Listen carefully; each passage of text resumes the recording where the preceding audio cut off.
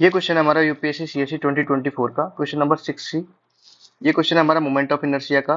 इस क्वेश्चन के अंदर दिया हुआ है कि एक क्वाड्रेंट है हमारे पास इलिप्टिक डिस्क का और हमको उसका मोमेंट ऑफ इनर्शिया निकालना है about the line passing through its centre. ये इसका सेंटर है और इस प्लेन के परपेंडिकुलर जो प्लेन है ये मतलब जेड एक्सिस के अराउंड हमको इसका मोमेंट ऑफ इनर्शिया निकालना है। पूरे इलिप्स का नहीं निकालना है, सिर्फ ये जो 1/4 पार्ट है क्वाड्रेंट है इसका निकालना है। और इसके अंदर एक चीज रखेगी, given that the density at any point is proportional to x y. इसके अंदर जो मास है वो यूनिफॉर्मली डिवाइड नहीं है, मतलब यहाँ पे कुछ ज्यादा मास हो सकता है, यहाँ पे कुछ कम मास हो सकता है, वो डिपेंड करता है based on the coordinates of x y. तो हमको दे रखा है जो इसकी डेंसिटी है रो, वो है हमारी एक्स वाई के प्रोपोर्शनल है। तो ये हो जाएगा हमारा rho is equal to k x y. अब देखिए जो हमारा मोमेंट ऑफ इनर्शिया होगा, मोमेंट ऑफ इनर्शिया मतलब I about axis O Z, वो होगा हमारा, हम लोग ने एक पार्टिकल लेते हैं इस वाले क्वाड्रेंट में, ये पार्टिकल है डीएम, इसके कोऑर्डिनेट है एक्स कॉमा वाई और इसकी विड्थ और लेंथ डीएक्स और डीवाई है। हमको पता है rho is equal to m upon a होता है। तो ये जो स्मॉल पार्टिकल है इसका मास है मान लो डीएम, इसकी डेंसिटी होगी रो और एरिया क्या है इसका डीएक्स डीवाई।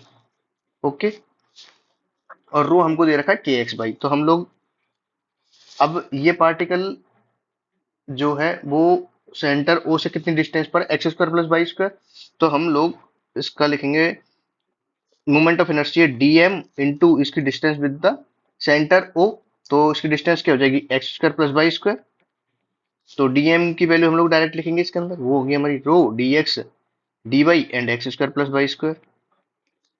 रो की वैल्यू हमको दे रखी है के x Y D x d y x square plus y square. अब देखिए इसमें हम लोग डायरेक्टली इंटीग्रेट नहीं कर सकते क्योंकि बाई और एक्स की वैल्यू डिपेंडेंट है बेस्ड ऑन दिस कर्व। तो हम लोग इसमें चेंज करेंगे वेरिएबल्स को। एक्स बराबर हम लोग मानते हैं a r cos theta, by बराबर हम लोग मानते हैं बी आर साइन थीटा। जब ये अगर एक्स बराबर ए आर कॉस थीटा बाई बराबर बी आर साइन थीटा है तो आर की लिमिट हो जाएगी 0 to 1 और थीटा की लिमिट हो जाएगी 0 to π/2।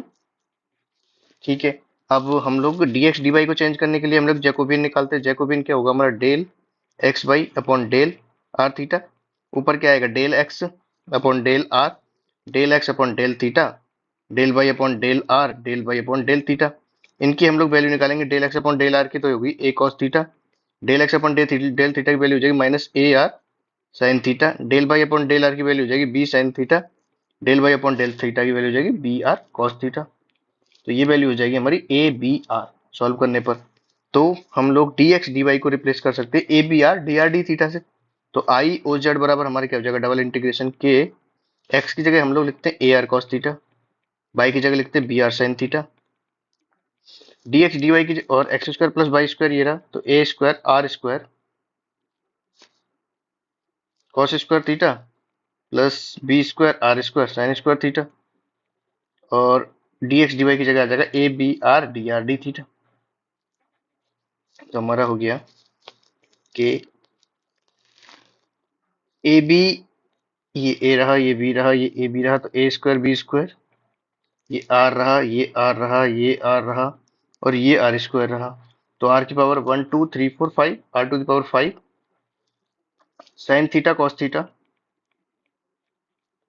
And a square cos square theta plus b square sine square theta d r d theta. R की वैल्यू है 0 to 1, थीटा की वैल्यू है 0 to π/2। अब हम लोग इसमें आर की वैल्यू पहले निकाल लेते हैं तो के ए स्क्वायर बी स्क्वायर को बाहर निकाल लेते हैं, आर टू दी पावर 5 का integration r to the power 6/6 और वैल्यू रखने पर 1/6 हो जाएगा डबल इंटीग्रेशन। अब रह गया हमारा a square cos cube theta sine theta plus b square sine cube theta cos theta, d r हमारा इंटीग्रेट हो ही चुका है पहले से, डी थीटा बचा। तो हम लोग डबल इंटीग्रेशन में सिंगल रह जाएगा ये and theta is equal to 0 to π/2।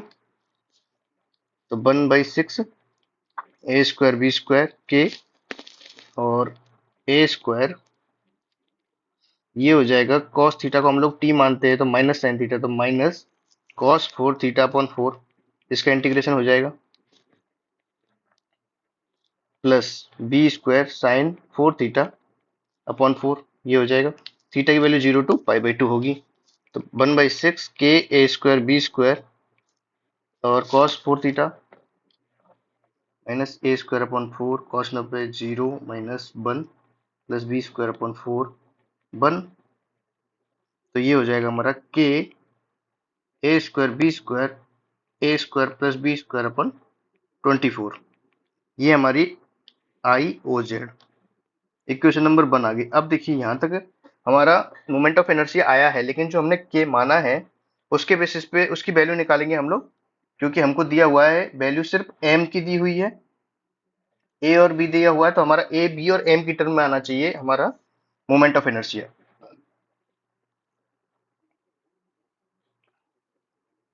M की वैल्यू निकालेंगे हम लोग, integration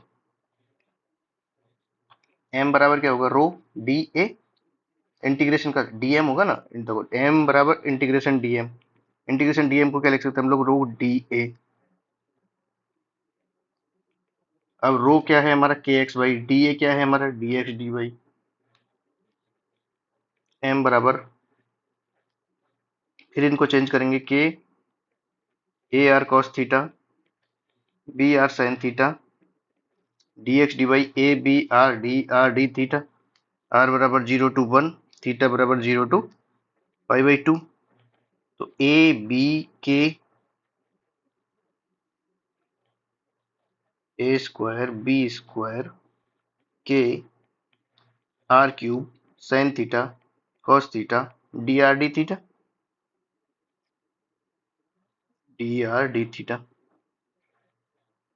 are is equal to 0 to 1 theta is equal to 0 to π/2।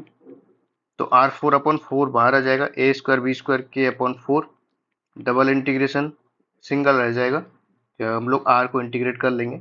अब बचा हमारा sine theta cos theta d theta theta is equal to 0 to π/2 a square b square के upon 4, तो 1/2 sine 2 theta का minus cos 2 theta upon 2 0 to π/2। तो minus a square b square के 16 -1 -1 तो ये हो जाएगा हमारा ए स्क्वायर बी स्क्वायर के अपॉन 8। ये वैल्यू है हमारी एम की, मास की।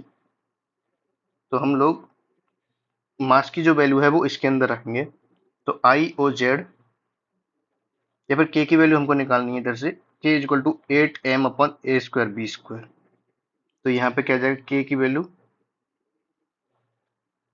8m upon a square b square, और ये हो गया a square b square upon 24 a square plus b square. ये हो जाएगा हमारा m/3 a square plus b square. So this is the moment of inertia.